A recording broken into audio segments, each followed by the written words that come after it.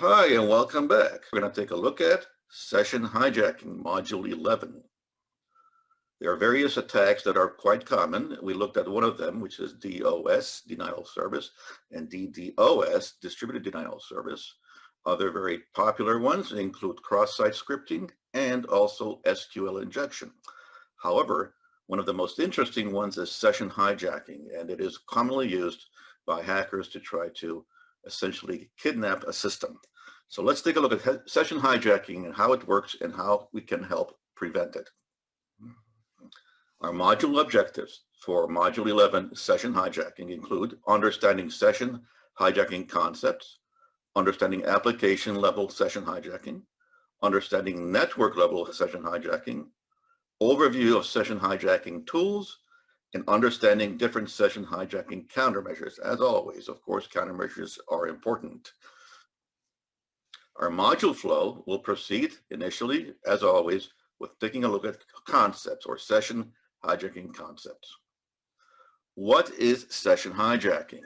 Session hijacking refers to an attack in which an attacker seizes control of a valid TCP communication session between two computers. As most authentication only occurs at the start of a TCP session, this allows the attacker to gain access to a machine. Attackers can sniff all the traffic from the established TCP session and perform identity theft, information theft, fraud, and so on. The attacker steals a valid session ID and uses it to authenticate themselves with the server. Why is session hijacking successful? A number of reasons. For example, absence of account lockouts for invalid session IDs, weak session ID generation algorithm or small session IDs, this is especially pernicious, insecure handling of session IDs, indefinite session timeout, most computers using TCP/IP are vulnerable, and most countermeasures do not work without encryption. Once again, most countermeasures, as we will see, do not work without encryption. A session hijacking process is as follows, as we can see on the diagram on the screen. There is, first of all, sniffing. In this case, the hacker places themselves between the victim and the target, and you must be able to sniff the network. After this, the attacker monitors the flow of packets and predicts the sequence number. Then the session desynchronization takes place where the connection between the victim's machine or to the victim's machine is broken. Session ID prediction take over the session. And last, command injection start injecting comments or packets to the target server. So once again, we see basically the heuristic here is to interject control between the legitimate user and the server. Packet analysis of a local session hijack is as we see here. Note, before the user sends the next data packet, the attacker predicts the next sequence number and sends the data to the server. This leads to the establishment of a connection between the attacker and the server. Once again, interjecting themselves between the legitimate user and the server. Types of session hijacking are, broadly speaking, two. There's passive. In a passive attack, an attacker hijacks a session, but it sits back, watches, and records all the traffic in that session. At this point, of course, they're just observing. On the other hand, with an active session, in an attack, the attacker finds an active session and seizes control of it completely. Session hijacking in the OSI model, it's on several layers it can take place. Network level hijacking, in this case, network level hijacking can be defined as the interception of packets during the transmission between a client and the server in a TCP or UDP session. On the other hand, application level hijacking, in this case, application level hijacking refers to gaining control over the HTTP's user session by obtaining the session ID. So that's two different levels. There's also spoofing and hijacking. In a spoofing attack, an attacker pretends to be another user or machine victim to gain access.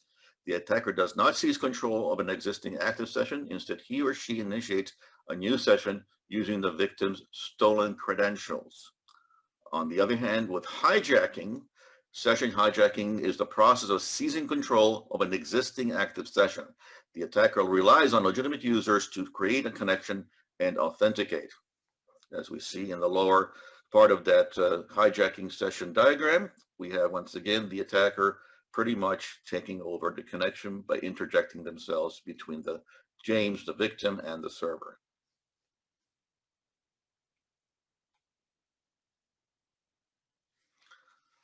In our module flow, our next component will be application-level session hijacking.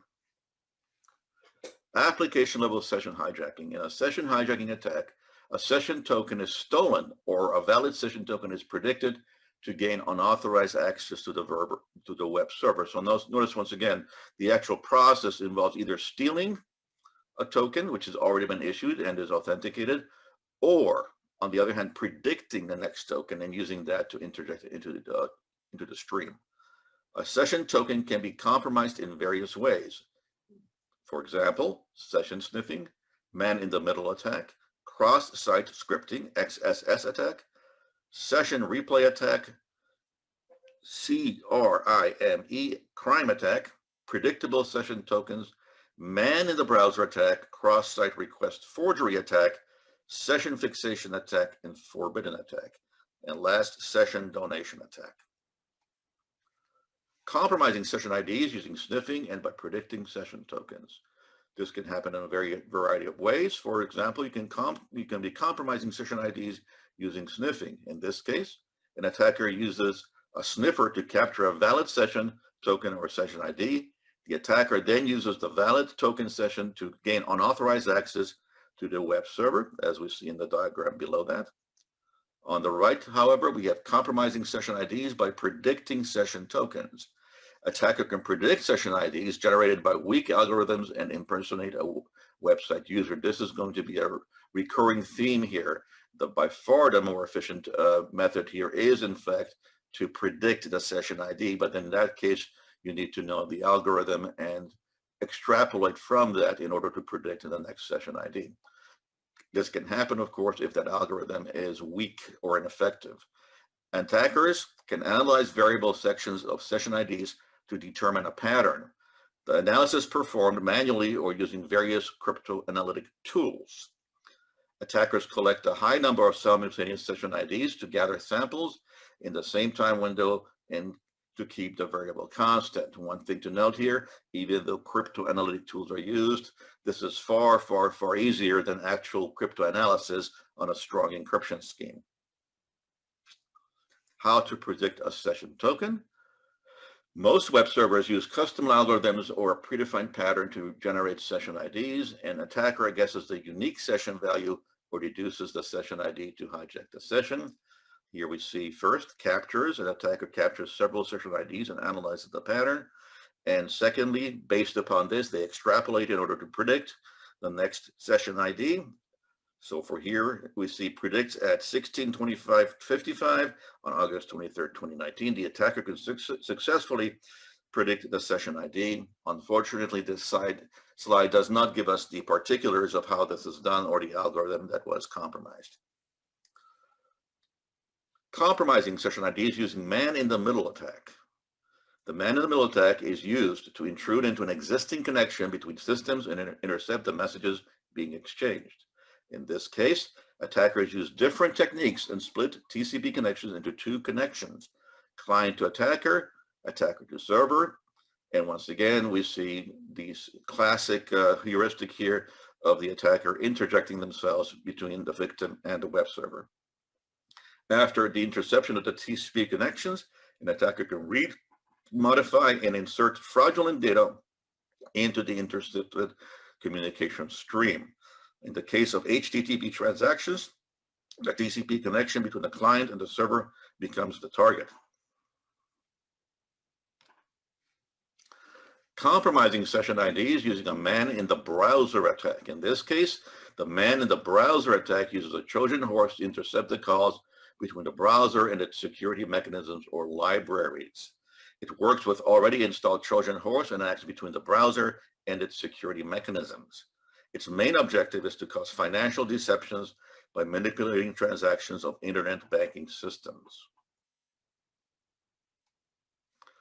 Steps to perform a man-in-the-browser attack are as follows. First, the Trojan infects the computer's software, OS or application. Next, the Trojan installs malicious code, extension files, for example, and saves it into the browser's configuration. Thereafter, after the user restarts the browser, the malicious code in the form of extension files is loaded and activated. Next, the extension file registers a handler for every visit to the web page. Next, when the page is loaded, the extension uses the URL and matches it with a list of known sites targeted for attack.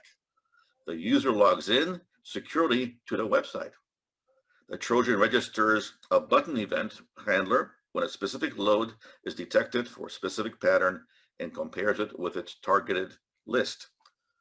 Next, when the user clicks on the button, the extension uses DOM interface and extracts all the data from all form fields and modifies the values. Therefore, the browser sends the form and modified values to the server. The server receives the modified values but cannot distinguish between the original and modified values. Once again, the server receives the modified values but cannot distinguish between the original and the modified values. This is the key to this attack. After the server performs a transaction, a receipt is generated. Now the browser receives the receipt for the modified transaction, not the original transaction. The browser displays the receipt with the original details. And finally, the user thinks that the original transaction was received by the server without any interception. Compromising session IDs using client-side attacks. There's three basic ones here. First of all, we have cross-site scripting. XSS enables attackers to inject malicious client-side scripts into the web pages used by other users. There's malicious JavaScript code. A malicious script can be embedded in a web page that does not generate any warning, but it captures session tokens in the background and sends them to the attacker. And finally, there's Trojans. A Trojan horse can change the proxy settings in the user's browser to send all the sessions through the attacker's machine. Again, the diagram is seen on the right side of how this takes place. Compromising session IDs using client-side attacks, cross-site request forgery attack. Notice, to distinguish this from a scripting attack, this is a forgery attack. To continue, the cross-site request forgery, CSRF attack, exploits the victim's active session with a trusted site to perform malicious activities. Once again, we see the diagram and flowchart as how this takes place. Thus, attacker first places malicious link or image on target website. At this time, user logs into the legitimate website. At this point, this establishes a session with a session ID with the legitimate website. And at this point, user visits attacker website and clicks on the malicious link on the attacker website. Finally, attacker gets user session ID and gains access to the legitimate website with the user session ID and performs malicious operations. So once again, the key here is to have a fraudulent or disguised malicious website. Compromising session IDs using session replay attacks. In a session replay attack, the attacker listens to the conversation between the user and the server and captures the authentication token of the user. Once the authentication token has been captured, the attacker replays the request to the server with the captured authentication token and gains unauthorized access to the server. Here again, we see the process as it takes place. First, the user establishes a connection to the server. Second, server asks for authentication information for the sake of identity proof or validation. Third, user sends authentication tokens, at which point, number 4, attacker eavesdrops on this conversation and captures authentication tokens of the user. Thus, finally, attacker replays this captured authentication token to server to gain unauthorized access. Compromising session IDs using session fixation. Session fixation is an attack that allows an attacker to hijack a valid user session. An attacker attempts to lure a user to authenticate herself or himself with a known session ID and then hijacks the user-validated session with the knowledge of the used session ID. The attacker has to provide a legitimate web application session ID and attempt to lure the victim's browser to use it. Some techniques for executing session fixation attacks are as follows. Session tokens in the URL argument, session token in a hidden form field, and session ID in a cookie. The attacker exploits the vulnerability of a server that allows a user to use a fixed SID. Then the attacker provides a valid SID to a victim and lures them into authenticate using that SID, as we see again in the flowchart diagram. Number one, we have somebody saying, for example, the attacker puts out an email, says, "Hi, John, check this out. Here are some cool new festival offers from your bank," or some such enticing, curiosity-driven acclamation. This leads the victim to go ahead and click on the link and logs in on the vulnerable server. At this point, next what we have is the attacker logs in. Next, after the attacker logging in, we have number 4, log in with the same SID as previously, thus completing this fixation.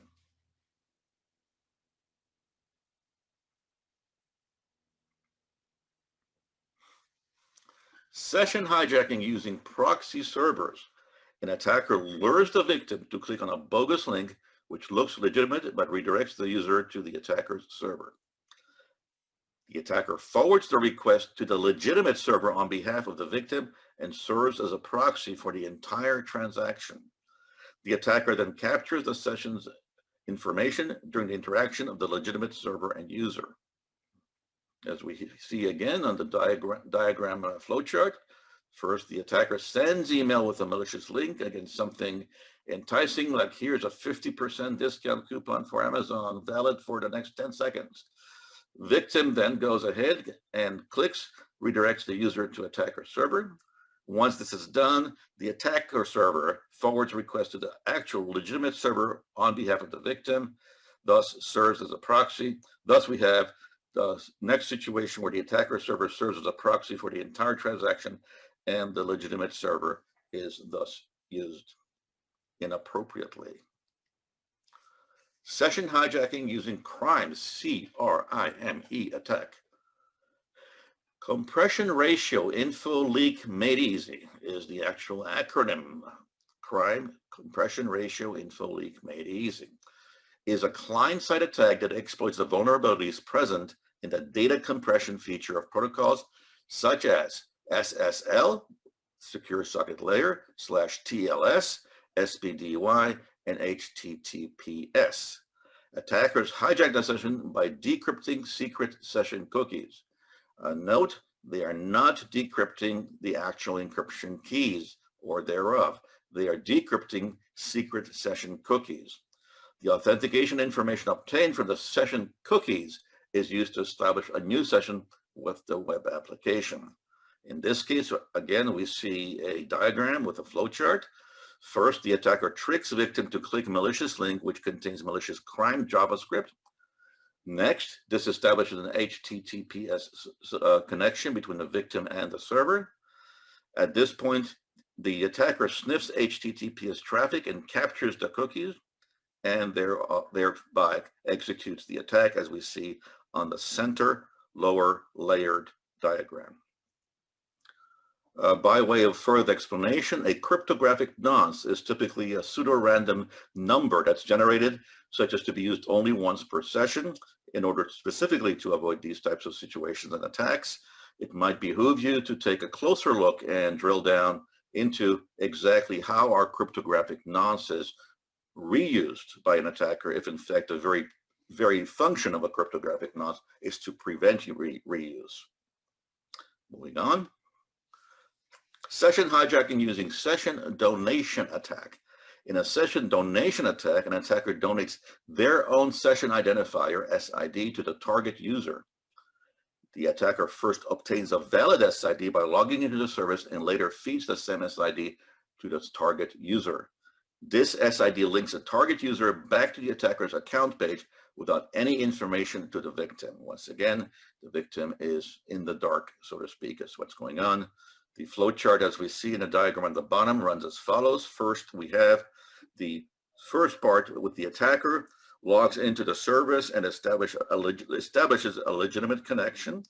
Next, the service issues a valid SID, at which point the attacker donates this SID and lures the victim to click on it to access the website. Once again, some kind of enticing email is used with a link. At this point, the victim clicks on the link and enters their details and saves it. And finally, attacker now logs in and acquires the information of the victim. In our module flow, we will now look at network level session hijacking. Network level session hijacking. The network level hijacking relies on hijacking transport and internet protocols used by web applications in the application layer.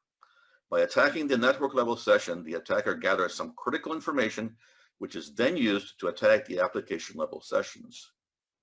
Network level hijacking includes the following: blind hijacking, UDP hijacking, TCP/IP hijacking, RST hijacking, man-in-the-middle packet sniffer, and IP spoofing source routed packets. TCP/IP hijacking. TCP/IP hijacking involves using spoofed packets to seize control of a connection between a victim and a target machine. A victim's connection hangs, and an attacker is then able to communicate with the host machine as if the attacker is the victim. To launch TCP/IP hijacking attack, the attacker must be on the same network as the victim. The target server and the victim's machine can be located anywhere. Once again, we can see our flow chart on the diagram on the bottom. First of all, the victim sends a data packet. Next, the server machine responds with its own data packet, at which point the attacker predicts the next sequence number and connects to the server with a forged IP address. Once again, it might behoove you to kind of take a closer look at exactly how does this attacker predict the next sequence number. IP spoofing, source routed packets. First, the packet source routing technique is used for gaining unauthorized access to a computer with the help of a trusted host IP address. The attacker spoofs the host IP address so that the server managing a session with the host accepts the packet from the attacker. When the session is established, the attacker injects forged packets before the host responds to the server. The original packet from the host is lost as the server receives the packet with the sequence number already used by the attacker. So essentially, we are surreptitiously interjecting or replacing these packets. The packets from the attacker are source routed through the host with the destination IP specified by the attacker. RST hijacking. RST hijacking involves injecting an authentic-looking reset RST packet using a spoofed source address and predicting the acknowledgement number. A hacker can reset a victim's connection if it uses an accurate acknowledgement number. The victim will believe the source sends the reset packet and the reset connection is made.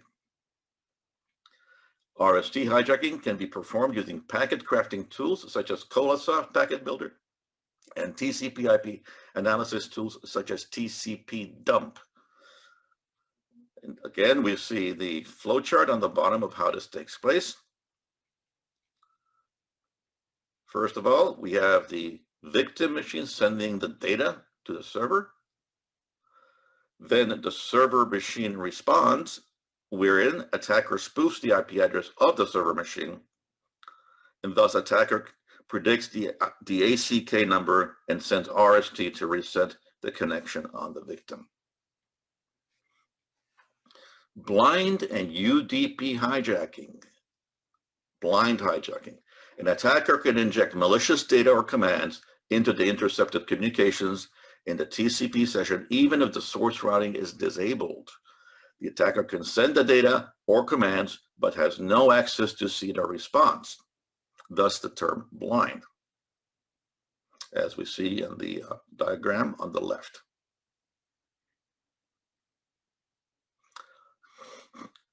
On the other hand, with UDP hijacking, as we see on the right side of the screen, a network-level session hijacking where the attacker sends forged server replies to victim's UDP request before the intended server replies to it is a UDP hijacking attempt. The attacker uses a man-in-the-middle attack to intercept the server's response to the client and sends a forged reply. And once again, we see the diagram of this taking place on the bottom right.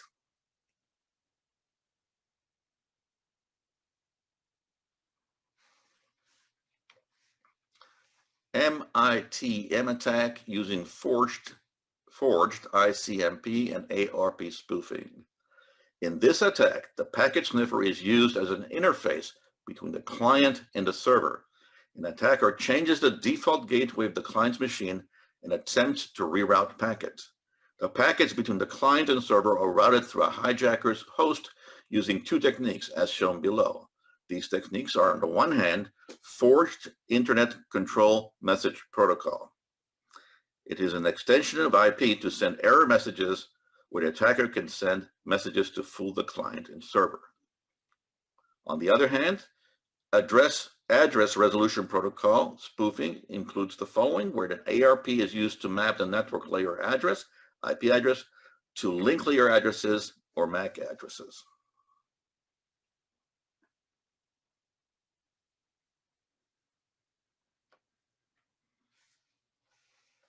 Our next component in our module flow is going to be session hijacking tools. Session hijacking tools are many. To name some, there is Burp Suite. It allows an attacker to inspect and modify traffic between the browser and target application. Burp Suite's freeware version used to be quite elaborate and comprehensive. They have gradually made it less and less so. So to really use Burp Suite these days, you are going to need to have the paid version. Unfortunately, the free version is next to useless. So they no longer offer all the tools you used to have on Burp Suite's free version. On the other hand, we also have tools such as OWASP Zap, BetterCap, NetTool Toolkit, WebSpoiled Framework, and SSIS Strip or SSI Strip. Session hijacking tools for mobile phones include Droid Sheep, Droid Sniff, and FaceNiff.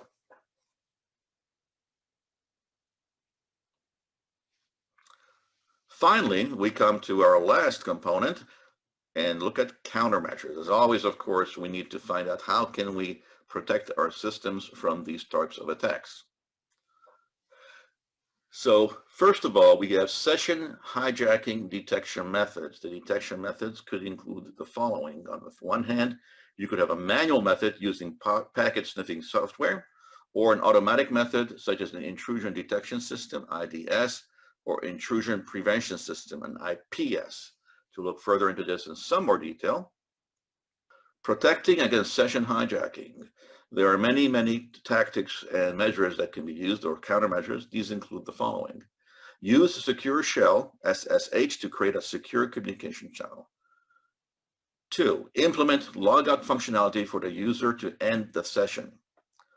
3. Generate session IDs after successful login and accept only session IDs generated by the server only. 4. Ensure that data in transit is encrypted and implement the defense in depth mechanism. 5. Use string or a long random number as a session key. Again, here, take note, I would say a long random number would very much mitigate the possibility of predicting these session keys. Next, you can use different usernames and passwords for different accounts, and implement timeout to destroy the session when expired. Also, do not transport session IDs in a query string. Ensure that client-side and server-side protection software are active and up-to-date. Use strong authentication, for example, Kerberos or peer-to-peer virtual private networks. Configure the appropriate internal and external spoof rules on gateways. You can use IDS products or ARP Watch for monitoring ARP cache poisoning. You can also use HTTP public key pitting to allow users to authenticate web servers. And lastly, you can enable browsers to verify website authenticity using network notary servers. Of course, all of these come at a price of performance, inconvenience, or to taking more time. Web development guidelines to prevent session hijacking. Create session keys with lengthy strings or random numbers. Once again, here we go again with the trying to interject or obfuscate the attacker's ability to predict these keys, these numbers. So create session keys with lengthy strings or random numbers to make it difficult for the attacker to guess a valid session key. Regenerate the session ID after a successful login to prevent session fixation attacks. You can also encrypt the data and session key transferred between the user and the web server. This is possibly probably the strongest countermeasure you could use. Expire the session key as soon as the user logs out. Prevent eavesdropping within the network. Reduce the lifespan of a session or cookie. Do not create sessions with unauthenticated users until it is necessary. Ensure HTTP only while using cookies for session IDs. Check whether all the requests received for the current session are coming from the same IP address and user agent. Implement continuous device verification to identify whether the user who established the session is still in control. Implement risk-based authentication at different levels before gaining access to sensitive information. And last but not least, perform authentication and integrity verification between VPE endpoints. Web user guidelines to prevent session hijacking. What can you do as a user? Here are some countermeasures or preventative measures. They include do not click on links received through emails or IMs. This is quite effective, but of course it might be just way too much for some people to put up with. Use firewalls to prevent malicious content from entering the network. Of course, now it's your tables or your firewall tables that you need to configure those rules in a specific way. Use firewalls and browser settings to restrict cookies. Ensure that the website is certified by the certifying authority. I would interject to that. There are 4 levels of certifying authorities, and you should be familiar with all of those. As an exercise, I again recommend that you take a deep dive or drill down into certifying authorities and what are the different levels and how they are validated. You'll be surprised that 1 and 2 level CAs are pretty much useless. Ensure that you clear history, offline content, and cookies from your browser after every confidential and sensitive transaction. Prefer HTTP as a secure transmission over HTTP when transmitting sensitive and confidential data. That should go without saying at this point. And log out from the browser by clicking on the logout button instead of just closing the browser as such.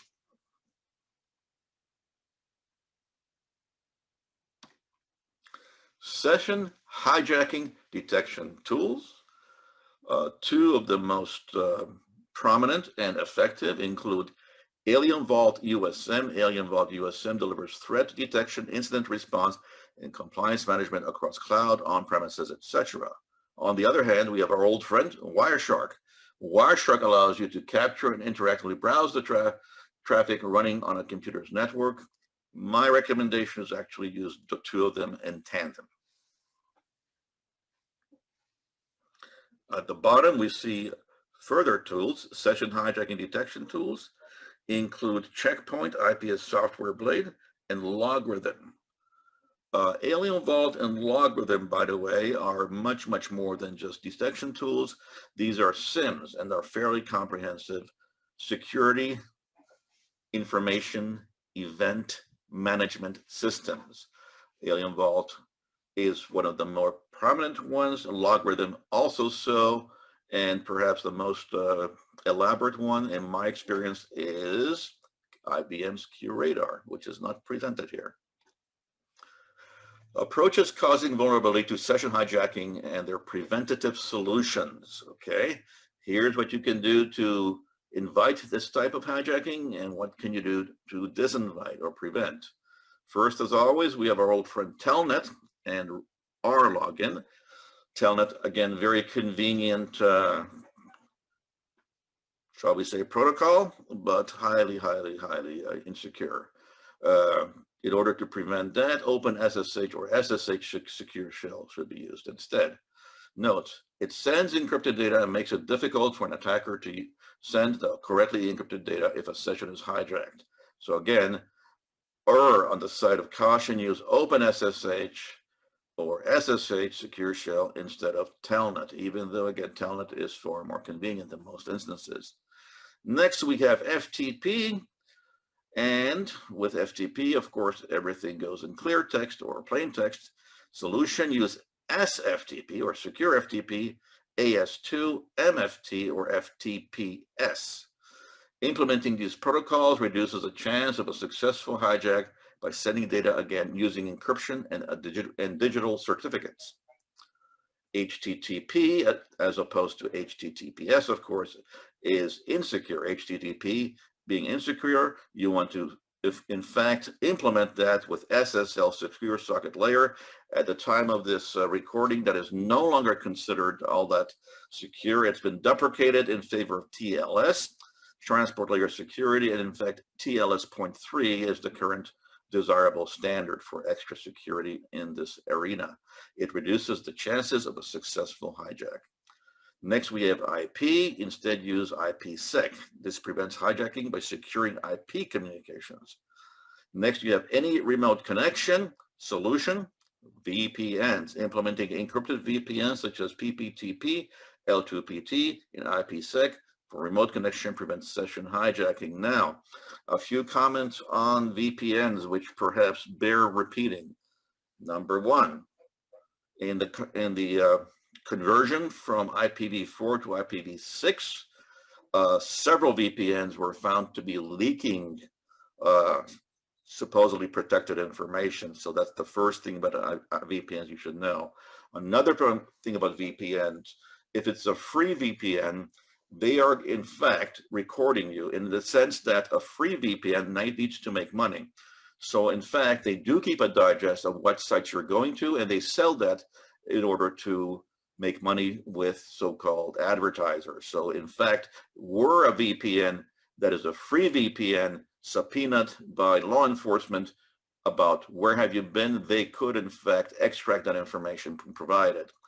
On the other hand, if you have a paid VPN, not necessarily all of them, but typically a paid VPN is going to cost you some money, of course, but you want to make sure it's without a digest. In other words, they don't keep anything on their servers to have a record of where you've been.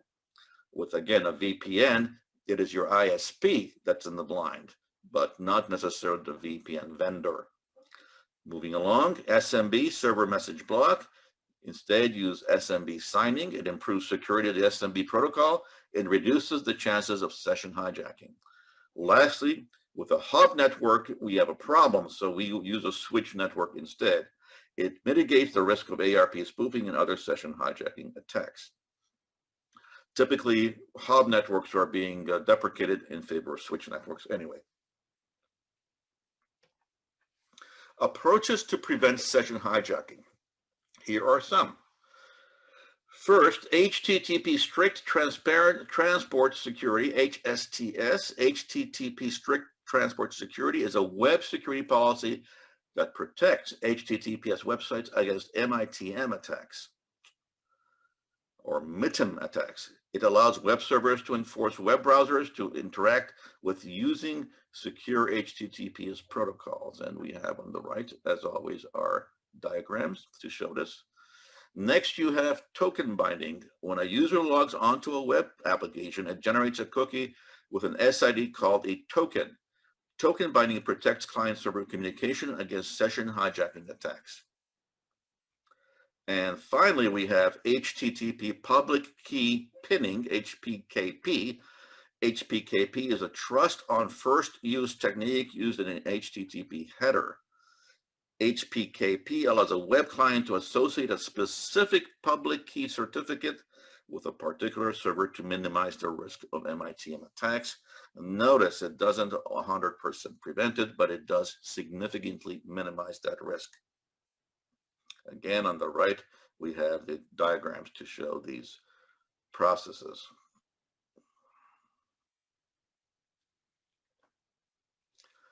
Approaches to prevent MITM or MITM attacks include the following. There is web/ WEP/WPA encryption. WEP and WPA are the different wireless protocols that are intended to protect the traffic that is sent and received by users over wireless networks. Of course, generally we mean Wi-Fi. And at this time we have the WPA2 protocol, which is more secure still than WPA. WEP in general considered that unreliable, deprecated, and pretty much insecure at this time. Next, we have the implementation of these protocols can thwart unwanted users connected to the network and prevent MITM attacks. Again, we're talking primarily safeguarding, for example, your business or home Wi-Fi network. Again, we have VPNs. A VPN creates a safe and encrypted tunnel over a public network to securely send and receive sensitive information. The implementation of VPN in the network prevents attackers from decrypting the data flowing between the endpoints. Again, take this with a grain of salt with my previous caveat about VPNs being paid for and not paid for, and the crucial point being you want a VPN typically with no digest in order to prevent any types of intrusions. And last, we have two-factor authentication. A two-factor authentication provides an extra layer of protection as it provides another vector of authentication in addition to the user's password. The implementation of two-factor authentication can prevent attackers from performing session hijacking and brute forcing their way into the user's account. IPsec. IPsec is a protocol suite developed by the IETF for securing IP communications by authenticating and encrypting each IP packet of a communication session. As with a VPN, as in this case, you need to consider that when you are using encryption, especially strong encryption, there is going to be a noticeable, perhaps, slowdown in your system because encryption is very computationally intensive and resource heavy. So again, we have a trade-off between convenience on the one hand and security, but with faster and faster computers, in fact, encryption typically tends to be a minimal or not significant slowdown on the system. Furthermore, IPsec is deployed widely to implement VPNs and for remote user access through dial-up connections to a private network. Components of IPsec include IPsec driver, Internet Key Exchange, IKE, Internet Security Association Key Management Protocol, Oakley, and IPsec Policy Agent. The benefits of IPsec include network level peer authentication, data origin authentication, data integrity, data confidentiality due to encryption, and replay protection. Again, with replay protection, take note of nonce encryption. IPsec continued. Modes of IPsec include the transport mode, as we see in the upper left, and the tunnel mode in the lower left. And on the right side, we see the IPsec architecture, which includes IPsec architectures, AH protocol or ESP protocol, the authentication algorithm, the encryption algorithm. Notice those two are not the same. IPsec domain of interpretation DOI, policy, and key management. Now, on this point, as we know, cryptography has two major weak points. The human element, of course, and that often involves mismanagement or improper or insecure management of keys. Cryptographic keys must be kept secure at all costs. IPsec authentication and confidentiality. IPsec uses two different security services for authentication and confidentiality. There is the authentication header. This provides the data authentication of the sender. And there's the encapsulation security payload, ESP, provides both the data authentication and encryption confidentiality of the sender.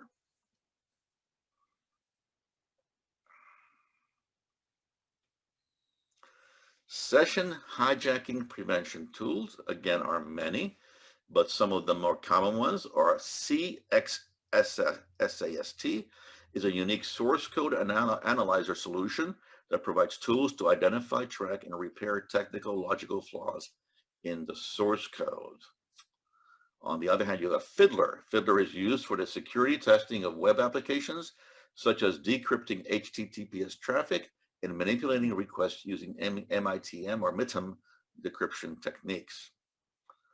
Other tools include, as we see on the bottom, such tools like Nessus and NetSparker.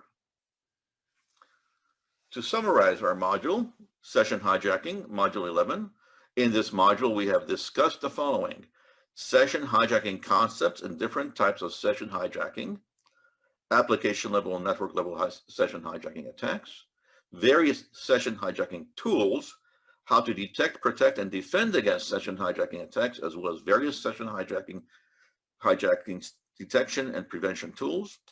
And finally, we've concluded with a detailed discussion on various countermeasures to be employed to prevent session hijacking attempts by threat actors.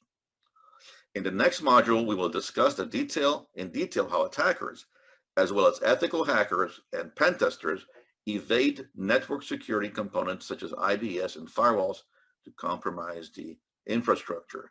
So in this case, we are looking again at the very important topic of how do we not be detected, and how in fact can we prevent detection as well as cover our tracks.